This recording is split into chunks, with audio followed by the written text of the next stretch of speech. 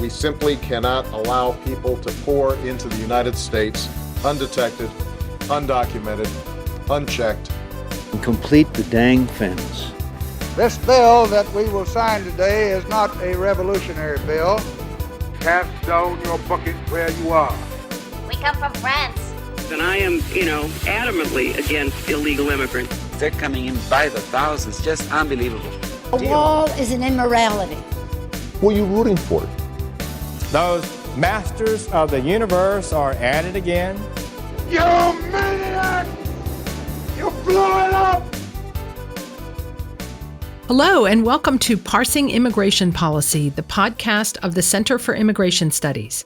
I'm Jessica Vaughan, Director of Policy Studies, subbing for Mark Krikorian, who has been out in the Southwest leading our annual border tour in Arizona this year.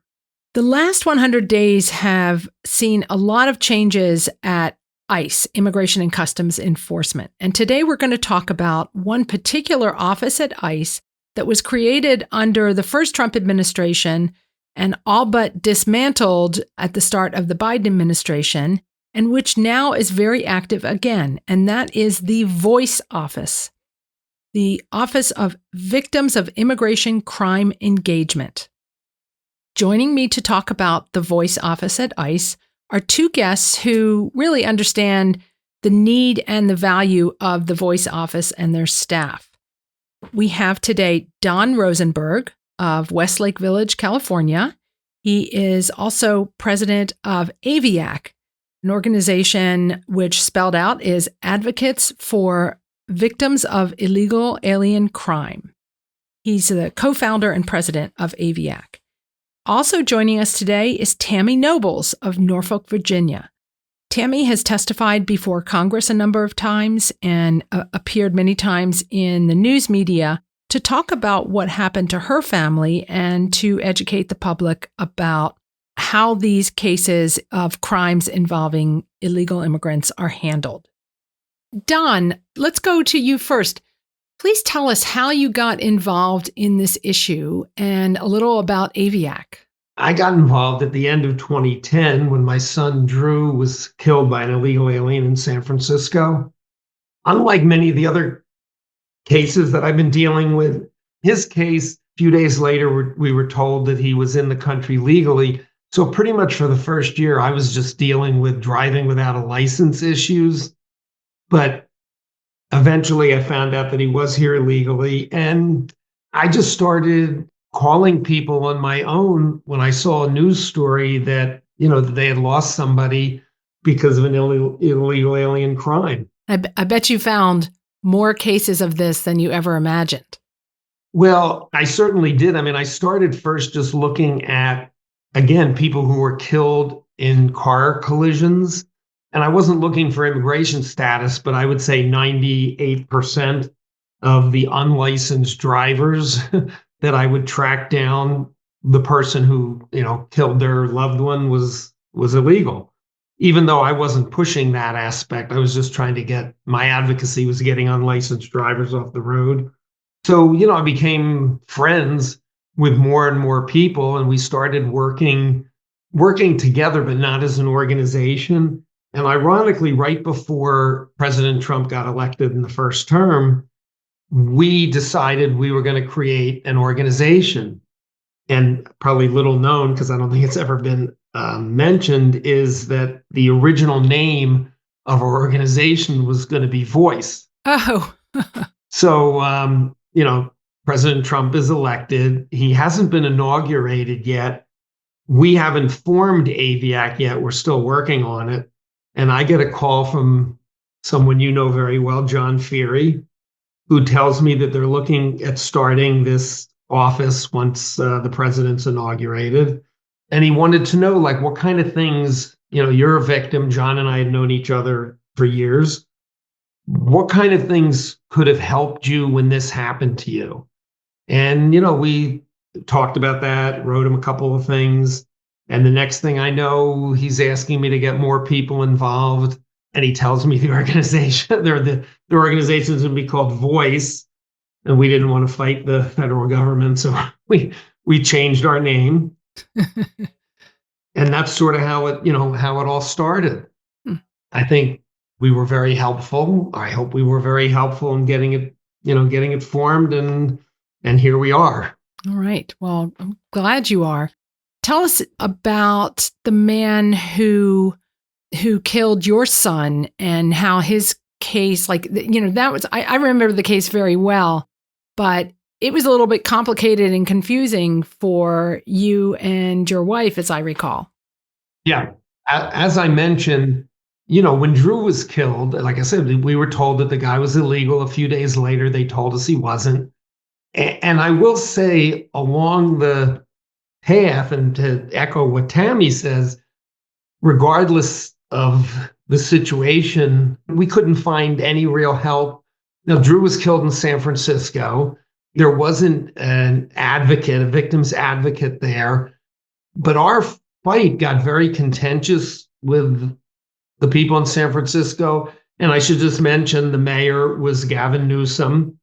The district attorney was Kamala Harris. And the chief of police was George Gascon. Well, Gascon and Harris clearly knew, I don't know if Newsom did, that Roberto Gallo was illegal. And they were doing everything they could to stop us from pursuing justice in this case. At times it looked like incompetence, but it wasn't. I mean, some of it definitely was, but a lot of it was, we want to take care of this guy. They didn't care about us. The victim's advocate, who I know was trying, I don't think could help much. And basically what they had to offer wasn't worth much anyway. So, we were fighting this thing for almost a year before we finally were told surreptitiously by an ICE agent that the guy was in the country illegally.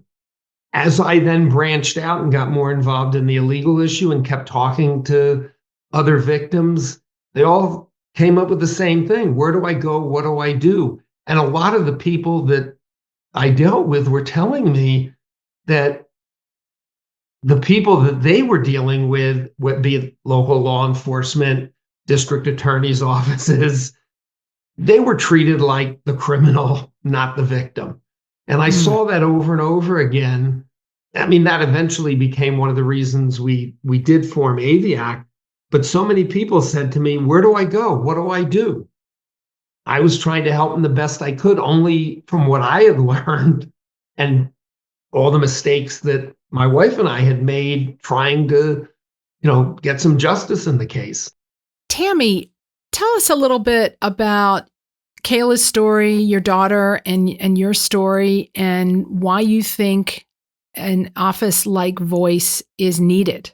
When I, started this terrible journey, there was no resources at all. We didn't know where to start. It would have been easier to navigate the system, the court systems, and what to do next if we had a voice office to help us navigate those resources. Yeah, because most law enforcement agencies around the country have victim services units, but it's a little bit different with cases of perpetrators who are here illegally.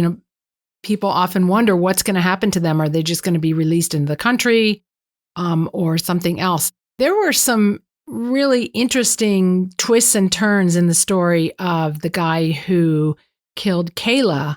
And it seemed to me, as an outside observer, that a lot of these revelations, like the fact that he was released after being charged in this murder to attend school, a public school in Maryland, things like that. It seemed to me that actually you were the one finding out all of this on your own. Is that the case? Yes. Once I found out some of the evidence from her case, at first we found out that it was an alien child who was an illegal immigrant. Then we found out it was a MS-13 gang member who was only 16 years old who came over here. He was flagged as an MS-13 gang member. He was arrested at the border and processed and sent to Maryland. The more we found out on her case, the worse that it got. The detective was very clear with the CPS worker. The reason why he went to the CPS worker was because ICE refused to hold him, and they had to wait for the DNA evidence to lock in. So the detective was very clear. He told her that he had to be in a secure location because he was the main suspect in a premeditated murder and rape. And CPS, Health and Human Services, took upon themselves to put him in a group home with other children and enrolled him into high school. And he had behavioral issues at the group home. And they moved him from the group home to a foster home without letting the detectives know, enrolled him into another high school. And Human Services did not let the foster parents or the schools know of his background and his criminal charges. And I was outraged. I'm like, I could not believe it. I was so angry that this monster was in school near other parents' children and staff. Anybody could have been a target for him. Yeah. And then the more I found out about the case, the worse it got. Yeah, it did seem that way. And I just can't help but think with a more victim-centered approach, which is almost a cliche among law enforcement agencies now, but had they been really prioritizing the needs of the public as opposed to, what often seems like protecting illegal aliens who are causing these problems, someone might have been able to intervene. Maryland law right now is that the police department and the state's attorney cannot tell any other agency about a juvenile. This is a juvenile case. They cannot share any information. I was actually testified twice in Annapolis, Maryland for Nino Mangione and Delegate Griffin about changing the Maryland law on not allowing first-degree charges of juveniles in school. The Democrat chairman, Lady Atterbury, she said it was unconstitutional, and she said, hopefully nothing like this will happen again. And I was so angry. I was so mad. I was like, why are you protecting these juveniles? I mean, and this was for any juvenile. I mean, it had nothing to do with illegal immigrants. It was just all students should not be in school if they have any kind of first degree charges. And she said it's unconstitutional. And I was angry about that. Well, let's talk a little bit about what Voice does so that people understand if they find themselves in a situation like your families have, how they might be able to get in touch with Voice and take advantage of what they're offering. Much like other victim advocacy units, the Voice office purpose is to help victims and their families by referring them to resources, explaining the immigration process and how the perpetrator will be dealt with, custody status, things like that. They have a couple of hotlines. They work with other victim advocacy groups and ICE field offices. It's too early right now to know how busy they've been since starting up again in 2025.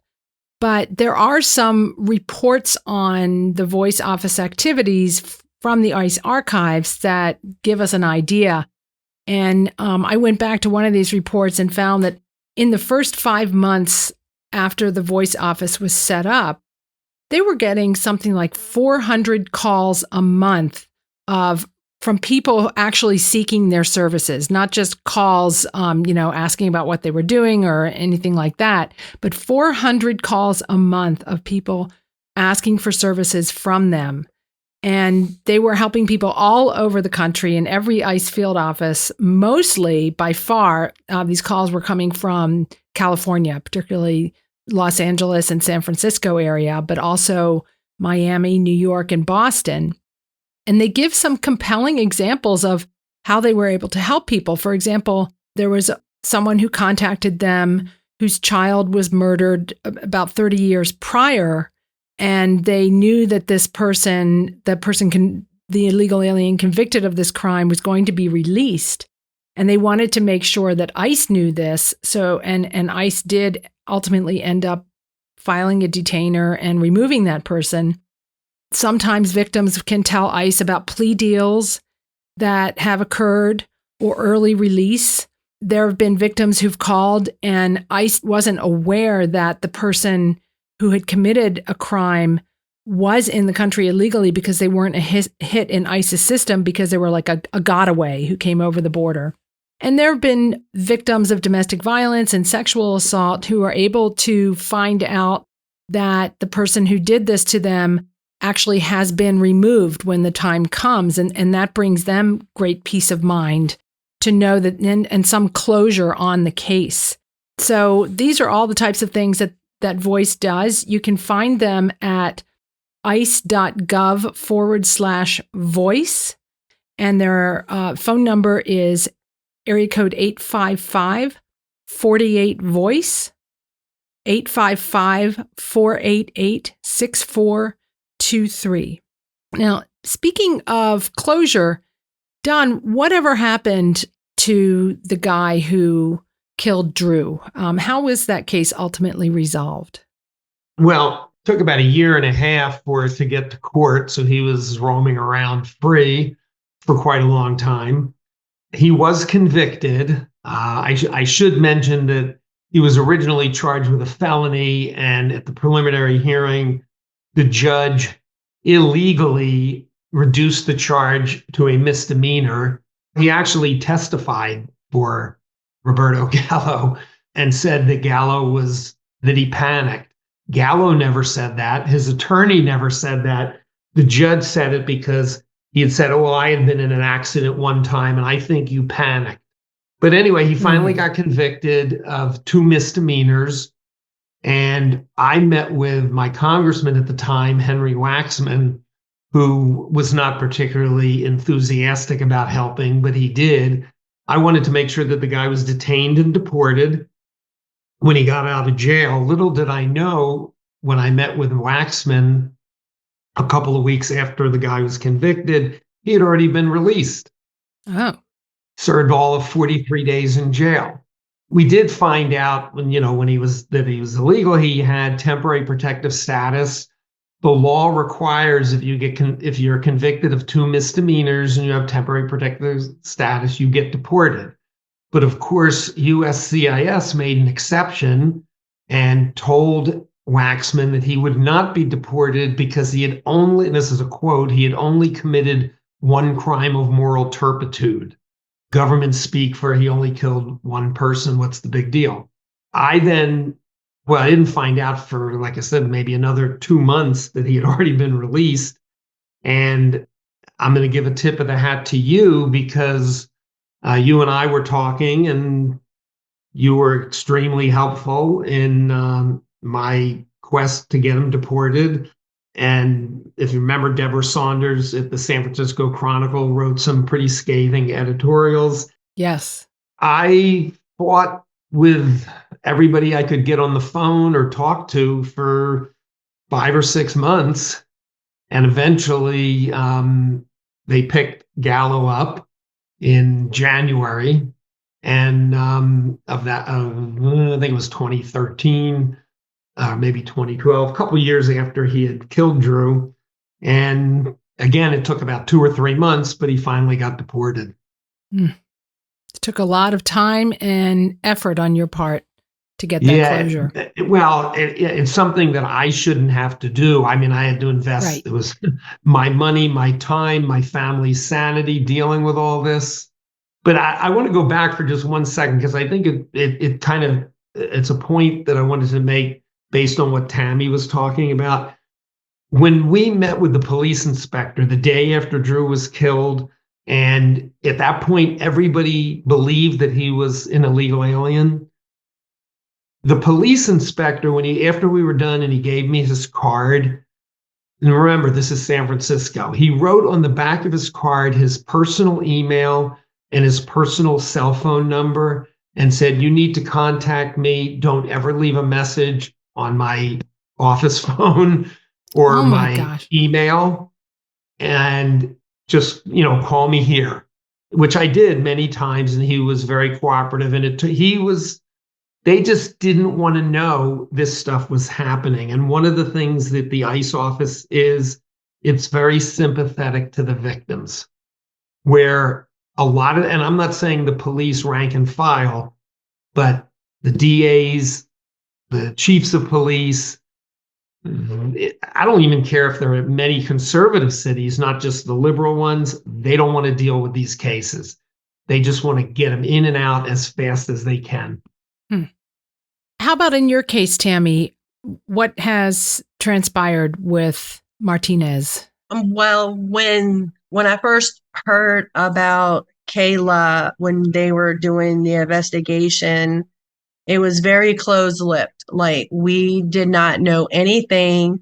She was murdered on July 27, 2022.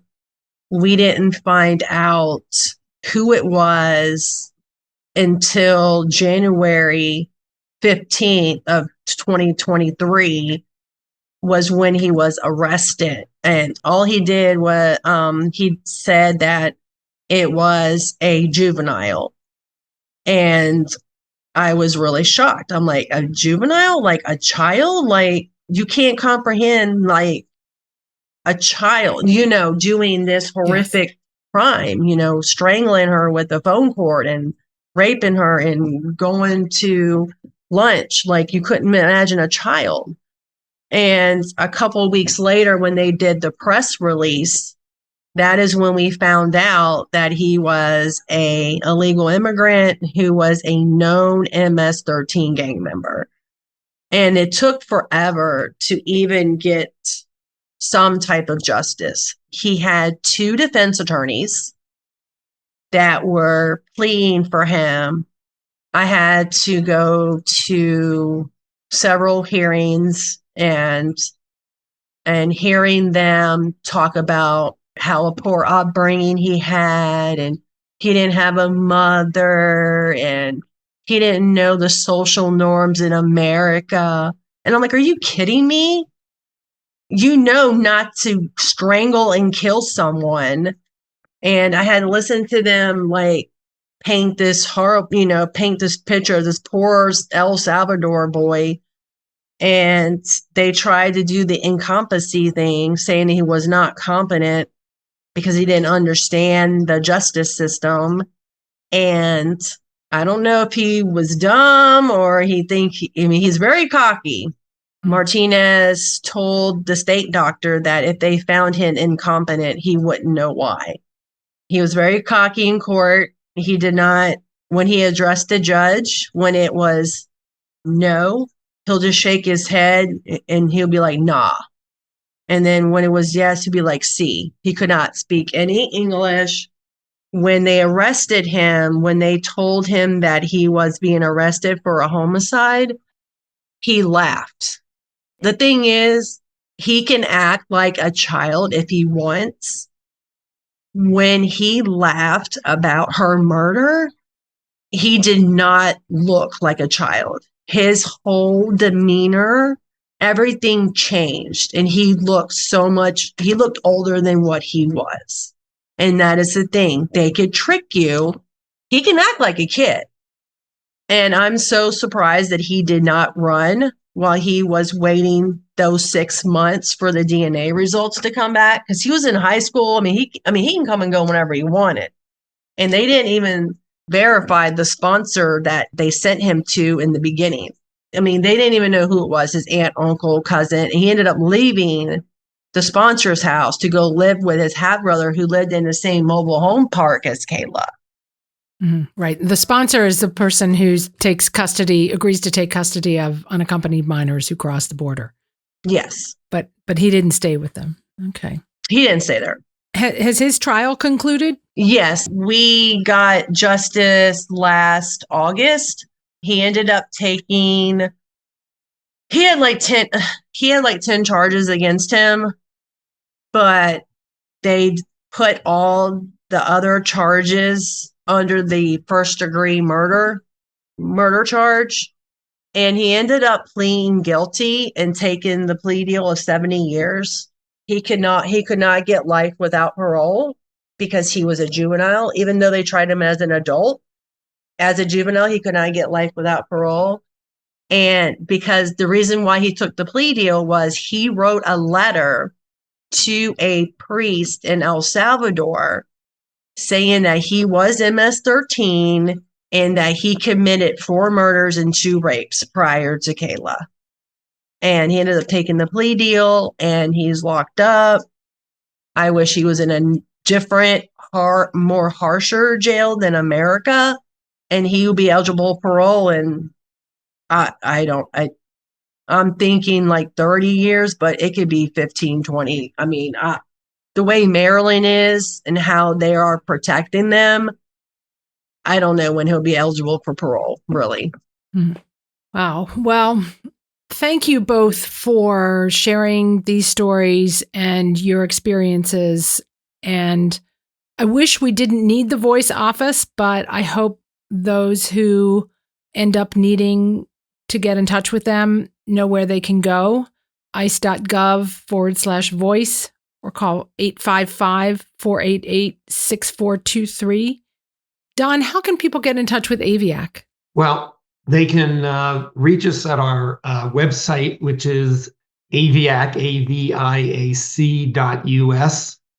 They can reach me at drosenberg@aviac.us. I respond to every email that I get. And they can also find us. Our emails are on the website, and we're pretty much available 24/7. That's great. We'll put up some links to all these organizations as well. And Tammy, I wish you success and peace in your advocacy. Again, I appreciate both of you coming on to talk about this today. Thank you. Thank you. And that's it for this portion of Parsing Immigration Policy. We're going to move on to a different topic for the conclusion of the program. Don is going to stay with me to talk about another current issue, which is driver's licenses for illegal aliens. In a recent announcement, Transportation Secretary Sean Duffy just sent a letter to all recipients of federal highway funds, reminding them that as a condition of receiving federal highway funds, they're required to comply with all federal laws and regulations. And he mentions specifically that some states are issuing driver's licenses, as well as calling out those that have sanctuary policies of non-cooperation with ICE. There are currently 19 states in the District of Columbia that issue driver's licenses to illegal aliens. So this, the potential loss of federal highway funds over this issue is something that's going to be litigated. But what I want to talk to you about, Don, briefly, is the research that you have done on the public safety implications of licensing those who are here illegally. I know, as you mentioned, you got into this first through the issue of unlicensed drivers. And as the number of states offering driver's licenses to illegal aliens has grown, there has been a lot of advocacy that we see in favor of issuing driver's licenses to illegal aliens. But I don't think enough people have delved into what you have done, and that is to explore the public safety implications of giving driver's licenses. Can you tell us a little bit about what you found out? Yeah, well, when Drew was killed, there were 3 states that were licensing illegal aliens. Washington State, which had never stopped, and New Mexico, and I think the other one, I'll say Idaho. I'm not really sure. No, it wasn't Idaho. Another small state. Off the top of my head, I can't think about it. But anyway, so as I said, when Drew was killed and the guy was unlicensed, that's where I started my search.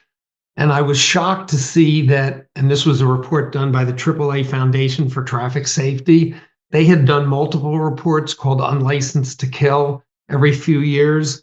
And at the time, again, 2010, 2011, 7,500 people a year were being killed by unlicensed over 7,500 by unlicensed drivers out of a total of maybe 31,000 people that were killed on the highways, an outrageous amount. Finally determined that about half of those people were people that never had a license, because they also counted driving with a suspended license. and a revoked license as unlicensed. So about half of the deaths, 3,700, were unlicensed drivers, never had a license, and almost all of them were here illegally and driving, without a license. So I bought off right at the beginning when people were talking, oh, if you give them driver's licenses, they'll be safer drivers. And I looked at it as, well, if we're not going to deport them, better to make them safer drivers. When California announced in 2013 that there was a bill introduced to issue licenses, and I started to really research it, I saw, that didn't seem to be the case, that it would make that giving licenses would make people safer drivers. Didn't do it for the public in general. So why would it do it, for these people? And I've been tracking the data for years. I testified. I was the only person in California to testify against issuing them driver's licenses, because all the research I did showed that it's not going to make the roads safer. And clearly it didn't. To give you an example, 3,100 people were killed in 2014, which was the last year, and you couldn't issue a driver's license to an illegal alien. Mm-hmm. By 2015, the number had increased to almost 3,400. By 2016, 3,800. And as I started to look at other states that were doing the same thing, I found the same results, where the first 2 years, when most of the illegal aliens were going to get driver's licenses, traffic fatalities were increasing between 18 and 30%. Not going down, they actually have gone up. Oh, tremendously gone up. And the other thing, if you start looking at all the data, the number of fatalities caused by unlicensed drivers has dropped almost proportionally to the number of fatalities caused by licensed drivers since this has been going on has increased. And one of the things that I learned, the University of New Mexico did a study on traffic fatalities, and they found that 80%, it wasn't just New Mexico, it was nationally, 80% of the fatalities were caused by people running stop signs, running traffic lights, driving drunk, and speeding. Well, you don't need to get a driver's license to know that, a 10-year-old knows you don't do those things. Right. But these people were doing it. And every state, and I've testified at a few states, I've sent documentation to them. It's the same story. Oh, if we do this, it'll make the roads safer. And like you said, 19, I think it's actually up to 22 or 23 now. And not in one state have traffic fatalities decreased. Very powerful to understand that. It almost, it seems as if this was just sort of a made up talking point, when the real point was simply to document the undocumented rather than to actually have some impact on public safety or highway safety.